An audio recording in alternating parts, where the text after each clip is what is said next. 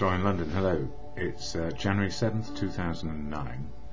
My video is all about recovery from addiction to substance or behaviour. My substance, alcohol, my behaviour, workaholic. I guess in all aspects, trying to be perfect. Never perfect, never will be, never can be. Or there'll be no room for growth.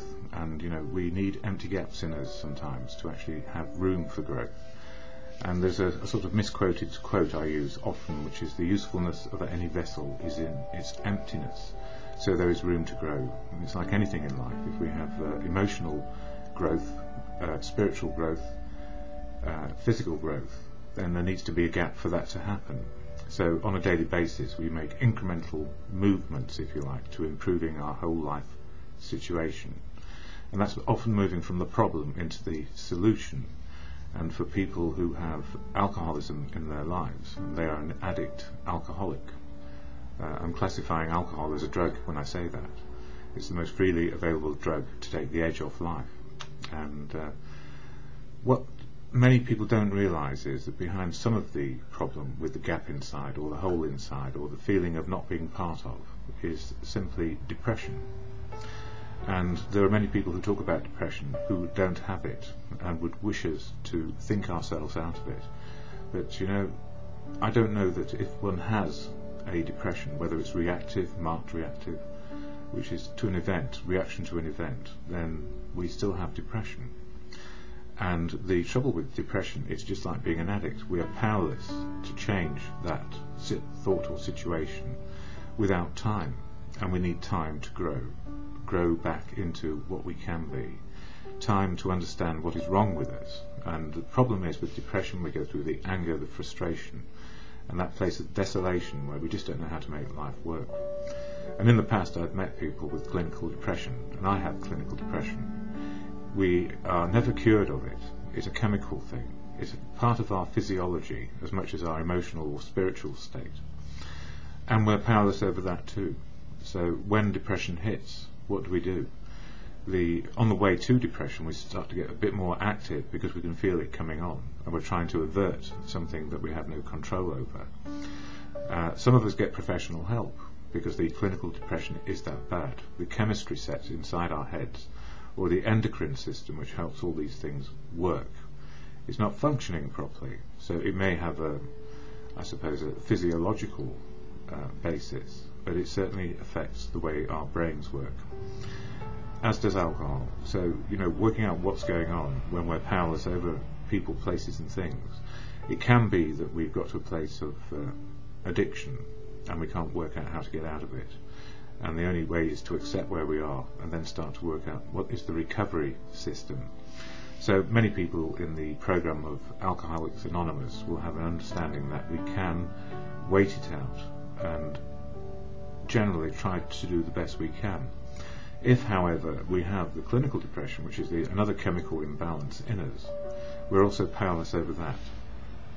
And the reason why I had to talk it through with somebody who I know and trust, and somebody who's got 78 years on the planet, and that's my mother.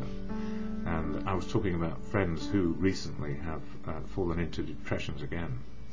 And the trouble with clinical depression, it starts with fear. So as fear mounts, we up the amount of things we're doing. We try to get busy, try to get out there, try not to isolate, and try to do all the right things for ourselves and for making our connections with what's going on. But the problem is, as the denial, the anger, the frustration of our situation becomes more into an accepting and horrible state of darkness and desolation, as Churchill called it, he called it black dog. We don't know how to get out of it, and we don't know what to do. So, and the answer is often we need professional help. Psychiatric medicine in the last 20 years has come a long way. And it's not about finding happy pills to make life happy. It's about finding some way of adjusting the chemistry so that our brains can work as best they can. And there are many ways of doing that. And some of it is emotional, some of it is spiritual, some of it's physical. Some of it is improving the chemicals that we have at our disposal in the way our brains work, so that the electricity system up there in our heads works. I'm just going to pause for one moment. Yeah, I had to pause for a moment. I'd not set my clock, so I've got 5 minutes left. So what do I do when I know that I've got clinical depression as part of my complete prognosis, if you like, or diagnosis, and it helps me understand where I am today. So I'm an alcoholic in recovery, haven't had a drink for some years, and I'm trying to get my chemistry system to be as good as it can be on a daily basis.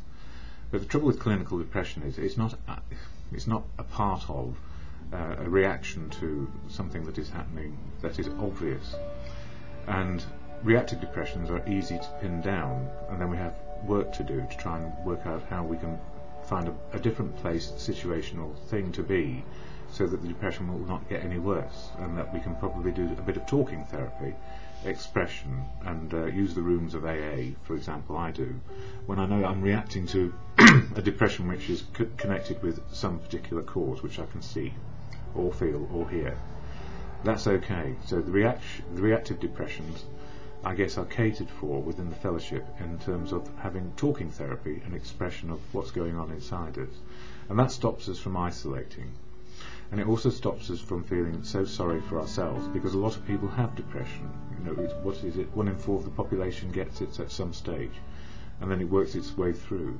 But for many other people, like me, we have a clinical depression, which is something which comes out of the blue, and that's why it's called the blues. And, I suppose medicating it away with alcohol was a good way, because it just gave us oblivion. And sometimes, if we were lucky, we thought we might not wake up in the morning, and that we wouldn't have to go through this next day of hell. So, how often do I get clinical depression? Well, it comes and goes as it pleases, and I don't know that it's anything to do with my diet. It's just to do with how my physiology works. But I do know that it won't get... I can't control it, and it's this powerlessness part again, and it's surrendering and saying, yes, okay, I've got clinical depression, so what are the key things I need to do?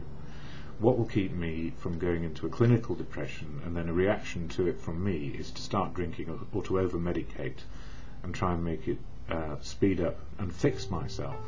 And this horrible thing that we humans do, we want to fix things, we want things to be right, and we only feel like we are doing okay if we have got things under control. And the trouble is, with alcohol or clinical depression, it's a powerless situation. It robs us of our control.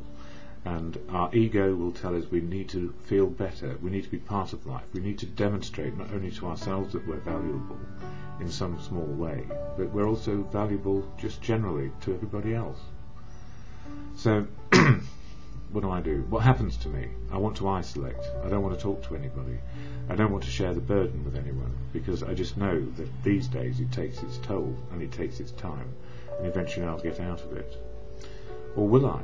I don't know, you see. This is the thing about powerlessness. But all I know is, for the last few years, without aggravating the situation with alcohol, professional help has helped me keep the chemical balance as best it can be, so that I may experience the best of what is happening right now. And the devil in the detail with clinical depression is, it piles on all the history that we have, and it sends us into a backspin, or it can send us looking forwards to times when things won't be so bad. And we look at what we have now, and we want to cut down on all the things that are aggravating us. We're in a problem, and the solution is to cut people off or cut people out. Stop doing those things which we know will help, because it's just too awful. We either go to sleep or we can't sleep. We can't get out of bed or we can't get into bed. We can't relate to people, or we relate to people really fast and furiously, trying to feel something better, and nothing works. And this blackness and desolation and pain is in us. It's important that people know this, because it affects me when other people are in this state, and it leaves me powerless to help them. And I need to accept where people are, to let them know that I'm there if they want me there, but also know that I don't have to be there when it's at the bleakest. People I know need to sit in a dark room for days on end, or sometimes weeks, and it will pass. The gift is it will pass if we let it, and we don't get caught up and stuck.